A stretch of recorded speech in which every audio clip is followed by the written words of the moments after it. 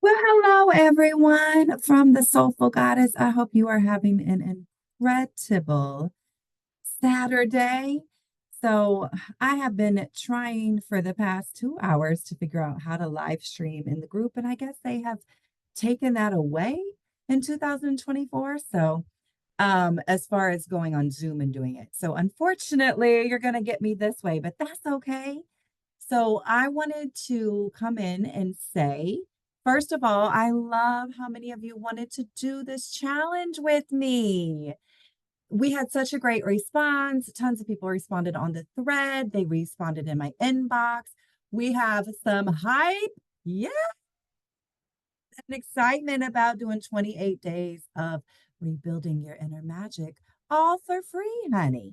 So, I wanted to tell you just a little bit about how it will work, what we already did yesterday, and how I kind of came into this challenge. So, I've been doing a lot of deep diving behind the scenes. I mean, ooh, this past year and a half, I've been doing some very intensive therapy um, to really just integrate all the work I've been doing for the past couple decades here and really get to the final roots and healing them in a way that I haven't ever before. So that's involved some really deep, intense introspection. And so there are some times where those sessions will take a few days out of me to fully come back into Leah. And so one of the ways that it's helped me a lot is by rewatching The Secret and infusing my brain with reminding myself how powerful I am and my thoughts are and my actions are. And so the face behind The Secret and composing that and directing that is Rhonda Byrne. And she also wrote the book The Magic. I have had this book sitting on my shelf for at least 7 years. And I have to be honest, I never opened it. And it was cute because something in my spirit told me, go do the magic, Leah. It's going to help your integration work. And there was this in there that says, I am adventurous. Today I will try something new. And what would I like to accomplish? What can I do to push away any anxiety surrounding this new adventure? How cool is that? So I love there's a little affirmation there. But this book is amazing and it's very easy to do and read. You do not have to have this book because each day I'm going to guide you through a either myself or a video on YouTube. Very quick, short videos that's going to tell you what the challenge is for the day. Now, every single day of the 28 days, you will be doing gratitude. So it is a list of 10 things you are grateful for and why. And it's so important that you don't leave out the why. So the why is really going to be what sandwiches together the increase in your vibration of gratitude and being more than enough and having more than enough. And once you integrate that, holy smokes. So regardless of the day and regardless of the assignment, you will always have the base assignment, which is listing 10 things you are grateful for every day and why.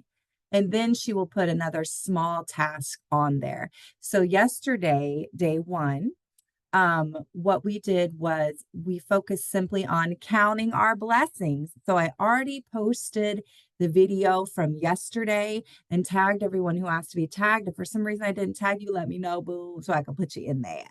So day one was the focus was really on counting your blessings.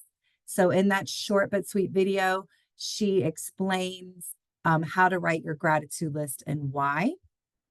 Okay. And each exercise that she does is really designed to rewire our thinking, to rewire our neuroplasticity in the brain, and really allow us to be more open to positivity and abundance in our life. So when we do these activities, what we're doing is we're rewiring the neuroplasticity in the brain that may have been damaged from trauma. So, this is why it's such a powerful commitment that you make to yourself to really do these activities each day, because I'm telling you, you're going to notice a big shift for very small changes you'll be doing. So I also, in that video from yesterday, I included my personal gratitude list that I completed the first day I started the challenge. So I'm on day 6 now, but each day I'll post what I posted in the past for my or what I completed in the past for my gratitude. Okay. I also shared it on my live story so you can get an idea of what that practice looks like and how simple it could be. So, just to recap, for day one, the challenge was to make a list of the 10 things you were grateful for and explain why. After writing each of your blessings, you're supposed to say, thank you, thank you, thank you after each one and really feel the gratitude for the blessing. Okay. So, if you have not completed that already, make this be your day one. Go ahead and catch up. And then if you want to, I invite you to each day either write done on the video in the comments or put your gratitude list because it's going to inspire other people to do this challenge. Okay. So today is day two. Let's move on. I don't want to take up much of your time because if you feel like these videos are too long, you won't do them. So now let's move on to today's challenge, which is the magic rock. So this is one of my favorite exercises because y'all know I love some rocks and I love me some crystals. So it's simple, it's grounding. Here's how it works. So first, you are going to repeat the same exercise as yesterday. You're going to write down 10 things you're grateful for. And again, why? Explain each blessing. And then after each blessing, you're going to say, thank you, thank you, thank you, and feel the gratitude as deep as possible. Deep, baby. Then the next, you are going to find a magic rock. So it can be a small rock, a small stone. You can go on a nature walk, ask Spirit to show you one. You can find a crystal that you have, okay? But you want to make sure that it is one that is comfortable in your hand. It's not going to poke you, it's not going to hurt you, and keep it by your bedside at night. So find your crystal, keep it by your bedside. Before you go to sleep, you're going to hold on to your magic rock and you are going to think about the best thing that happened to you today. It can be something small, like you got to read 2 chapters in your book. It could be something huge that you got to fill your whole pantry full of groceries. Whatever it is, it could be a conversation you had, a moment of peace you had, something unexpected that brought you some joy. Whatever it is, I want you to think of it when you're holding this magic rock tonight before you go to bed. And then I want you to say, thank you. Okay. And really thank that moment. So this practice is so powerful because when we reflect on the good in our day, especially right before we fall asleep, it rewires our subconscious mind. So by practicing gratitude at night, you are literally training your brain, baby, to rewire your subconscious mind. So by focusing on gratitude at night, you're training your brain to shift, right? You're training your brain and your attention to shift towards positivity. And this can help you wake up feeling more energized, more at peace, and ready to embrace even more blessings tomorrow. Okay.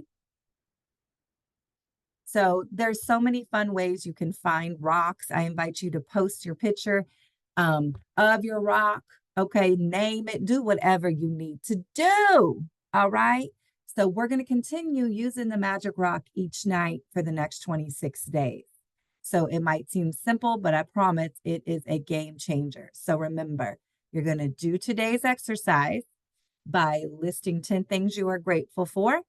And then at night, you're going to bless your gratitude rock. Okay. So that's today's exercise. I'll be posting more in the group as we continue. And I really encourage you to share your experiences with your gratitude list and your magic rock, or maybe even some blessings in the comments, because this is a beautiful way for us to hold space for each other as we move forward the challenge and let everybody know they're not alone. All right. So let's keep spreading that gratitude. And I'll see you back here for day 3 tomorrow. But I also want to tell you a little bonus here. So gratitude rewires the brain. To do that, Leah. I'm glad you asked. So by activating and strengthening neural pathways, right, that promote positive thinking, emotional regulation. Now, honey, I know I need that sometimes. And overall well-being. Okay, so here's how this works on a deeper level. Come here. I need you to listen. It's going to activate the brain's reward centers. So when you practice gratitude, the brain releases feel-good neuromittens, right? Or however you say the damn word. It releases all that like dopamine and serotonin, the same chemicals that are associated with pleasure, with happiness, okay, and approval. So gratitude really activates the brain's reward system, okay, especially in that prefrontal cortex, which really helps regulate emotions and increases feelings of contentment. It's also going to strengthen the neural pathways for positivity. So, consistently practicing gratitude, right? Kind of like what I talked about in my story with consistency. It helps reinforce those neural pathways that are associated with being optimistic, that are associated with resilience and positive emotions. This is called neuroplasticity. So the brain's ability to really reorganize itself by forming those new neural connections is huge. So when you repeatedly focus on the positive aspects of your life, you are essentially training your brain to become more attuned to positivity rather than negativity. Also, it's going to help reduce the stress response. So gratitude, it lowers the body's stress hormone, particularly that cortisol. Okay. And it activates the parasympathetic nervous system, which helps the body relax, which helps the body feel more at ease. So over time, this is going to reduce the brain's tendency to stay in fight or flight, which is what so many of us are paying thousands of dollars each year in books and, you know, or subscription sessions, all these things. We're trying our hardest to get our body to move out of fight or flight and wanting to defend all the time, wanting to react all the time. So when we do this, we are reducing the stress response. And overall, what we're doing is we're enhancing our own emotional regulation. So it's not depending on anything from the outer world to do that, but us. Okay. Then it's going to improve that emotional resilience. So when we focus on gratitude, we become more resilient to navigate experiences and challenges. And it shifts our perspective, okay? Helping us really see the good in situations, even when they are difficult. So this practice, it's going to decrease activity in the part of the brain that's associated with fear and anxiety. And then it's going to strengthen the areas involved in decision making and reasoning, okay? Last but not least, for your little bonus knowledge session about your brain, you know I love this shit. It rewires that subconscious mind. So when you express gratitude, especially before you go to sleep, like with the magic raw exercise, your subconscious mind is going to process these positive emotions throughout the night, like we talked about. So over time, it's going to reshape your automatic thinking patterns and more, making it more likely for you to wake up in a positive state and continuing to attract positive experiences throughout the day. Okay. So through regular practice like this, you gradually start to shift your mindset. You start to train your brain on abundance and appreciation rather than lack. So the more that you practice, the more naturally your brain is going to lead towards positivity and attracting positive outcomes and seeing the positive in your life. And it's going to improve your mental and physical well being. That, baby, is magic. Okay. All right. So thank you all for being in the Soulful Goddess and participating with me. This is day 2, not 4, day 2 of the challenge. I'll see you back tomorrow for day 3. Bye, everyone.